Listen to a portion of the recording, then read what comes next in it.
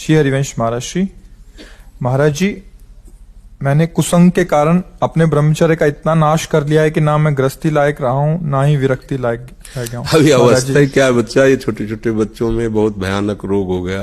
तभी संत महात्मा इन विषयों पर ज्यादा चर्चा नहीं करते हैं, क्योंकि प्रिया प्रीतम की चर्चा छोड़कर, पर इसीलिए हितधाम में हम खुल करके हस्त मैथुन से सर्वनाश इसकी चर्चा इसीलिए की थी कि कम से कम आप लोग समझें। जिसे आप खिलवाड़ समझते, जिसे आप मनोरंजन समझते हैं, वो आपका सर्वनाश कर देगा।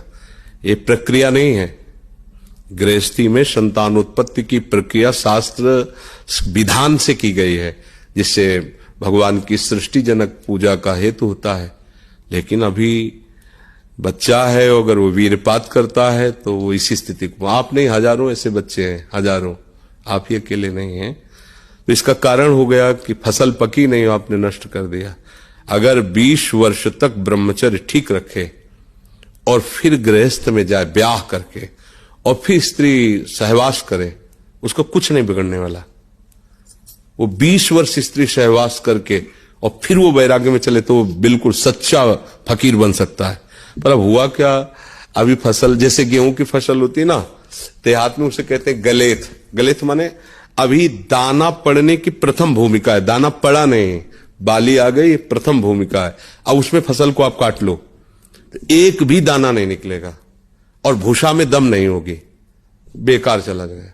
2 महीने केवल रुक जाओ, उसमें दाना जाने दो, पक जाने दो, तो वही बोले 50 मन 1 बीघा, 50 मन हुआ। तो अभी उम्र जो किशोर अवस्था से उठती है, जैसे 13, 14, 15, 16, 17, ये गलेथ की है। अब शास्त्रीय सिद्धांत से 25 वर्ष तक ये ब्रह्मचारी रहे और फिर वो गृहस्थी में चला जाए और 20-25 वर्ष गृहस्थ में रहे, तो वो बहुत अच्छा गृहस्थ। और 25 वर्ष का ब्रह्मचारी जब संतान उत्पन्न करेगा तो बलिष्ठ और ज्ञानी और सर्वांग पुष्ट संतानें होंगी। अब उसका महत्व ही नहीं समझा गया। बच्चे खिलवाड़ में जैसे दाद होती है, उसे खुजलाओ तो अच्छा लगता है, पर बाद में फबद जाती है। बस दाद जैसा सुख मिलता है उसको खुजलाने का, और उसी को सुख समझता है। अभी अज्ञानी है, जानता है नहीं। वो वीरपात जैसी भयानक मतलब वृत्ति उत्पन्न हो गई। अब उसको किसी दूसरे की जरूरत नहीं, तो अब वो उसे खिलवाड़ समझता है। ऐसे से बच्चे मिले जो दिन में 8-8 बार हस्तमैथुन करते हैं, और उन्होंने ऐसा सर्वनाश कर लिया, आंखों से दिखना, खड़े हो चक्कर, कमर में दर्द, लोग शंका कर रहे हैं तो वीरपात हो रहा है, हर तरह से दुर्दशा हो गई। जैसे मान लो अभी इसमें हिम्मत है तो बता पा रहा सभा में कि हम न स्त्री लायक रह गए, न विरक्त लायक रह गए। ये ऐसा ही होता है। जो आजकल की उपदेश देने वाले मित्रजन हैं या गाइड करने वाले बड़े जन हैं, वो बताते हैं, वो हमें तो ज्यादा पढ़े लिखे हैं नहीं तो शब्द नहीं याद। वो फ्रस्ट्रेशन क्या है? हाँ, बोले उसको शांत करने का बहुत बढ़िया उपाय है, हस्तमैथुन कर लीजिए और आप शांति से फिर अध्ययन कीजिए, फिर स्वाध्याय कीजिए। कैसी बुद्धि मारी गई कि मतलब ऐसा लगता है कि ऐसे लोग कैसे हमारे समाज को आगे बढ़ने देंगे। आप सोचो, जो कह रहा है वीरपात करके शांति मिलेगी, फिर आप अध्ययन कर लीजिए, वो मित्र हो सकता है। अरे वीरपात जीवनी शक्ति, आप उसे क्या समझते हो? तो अब इसलिए बच्चा आप वो सत्संग सुनो जिनमें वर्णन किया है कि ऐसे सावधानी से रहो, धीरे धीरे संयम से रहो। अब ये अवस्था तो अभी सोचने की भी नहीं है, उस विषय में सोचने की नहीं, इतने में तुम खाली हो गए हो। अब आप सोचो क्या है, ये कोई संकोच की बातें नहीं। बच्चियां सब बर्बाद हो रहे हैं, यानी कि बच्चे ही बर्बाद हो रहे हैं सब। बहुत बड़ी हानि, बहुत बड़ी, ये हमारे समाज की बहुत बड़ी हानि है। अब जिन बच्चियों के अंदर प्रवृत्ति बन गई है, ऐसी गंदी प्रवृत्ति, वो एक पति को लेकर संतुष्ट हो पाएंगे क्या? जिन बच्चों के अंदर ऐसी प्रवृत्ति हो गई, वो एक पत्नी में संतुष्ट हो पाएंगे क्या? दोनों का जीवन बर्बाद है। तो बिना शास्त्र अनुशासन के, बिना संयम के, इसीलिए पहले था कि चाहे राजा का राजकुमार हो, चाहे गरीब का बालक हो, दोनों को गुरुकुल में रखा जाता था एक लेवल पर। दोनों संयम से चले, तुम राजा बनो, तुम प्रजा बन करके राजा की सेवा करो, वो जो भी, पर दोनों एक समान गुण के अधिकारी होते थे। अब आजकल तो ये सब है नहीं, और अपने बस की बात नहीं रह गई। भाई आप न सुधरना चाहो तो चाहे ब्रह्मा जी आ जाए, आपको नहीं सुधार सकते, आपके सुधरने पर है।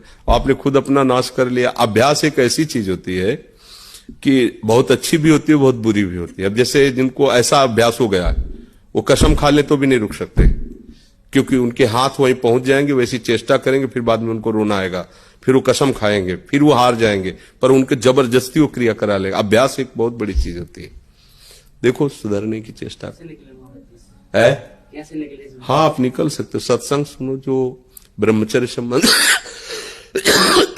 ब्रह्मचर्य संबंधी सत्संग दिया, उन पे क्या ज्यादा चर्चा करे।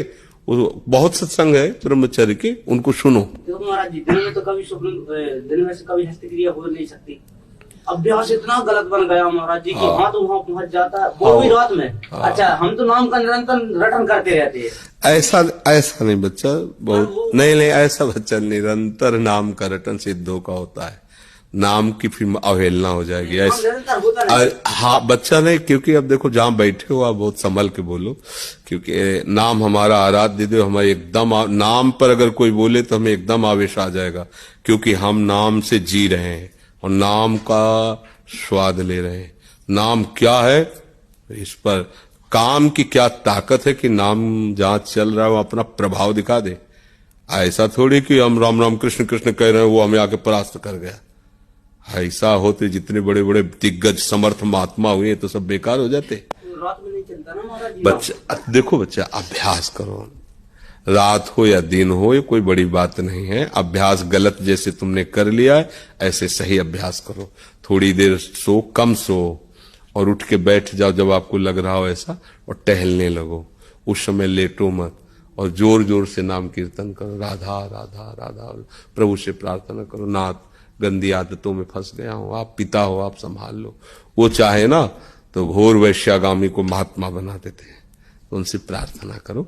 और अपने को बहुत छोटा समझो, अभिमान किसी बात का करो मत, और ये बातें अंदर ही रखो। अब कभी कहना नहीं। इसके कहने से क्या होता है, सत्ता इसकी दृढ़ होती है, सूक्ष्म बात होती है। मुझे काम आ रहा है, तो आपने काम की सत्ता दृढ़ कर दी, अब आप परास्त हो जाओगे। ऐसी तैसी हम भगवान के अंश है, भगवान के नाम के बल से हम कुछ भी जीत सकते हैं।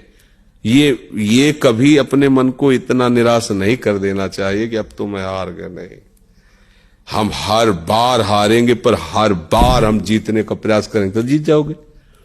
ऐसा कोई नहीं, काम क्रोध लोभ मोह मद मत्सर जो हम जीत न सके। बस हमारे साथ भगवान हो, भगवान का आश्रय, भगवान का नाम, भगवान की चर्चा। पवित्र रहो, गंदे लोगों से मत मिलो, गंदे दृश्य मत देखो, मोबाइल आदि गंदी वृत्तियों को ना देखो, नहीं तो फिर बुद्धि खराब हो जाएगी। ठीक है, और चुप रहो, गंभीर रहो, गंदी बातों का महत्व ही मत रखो। वो आ रही मन में, उनको ऐसे हटाते रहो, कूड़ा करकट की तरह। जैसे पागल आदमी बोलता है, हम नहीं मानते, ऐसे ही हमारा मन पागल है, वो कुछ भी प्रेरणा करे हम नहीं मानते।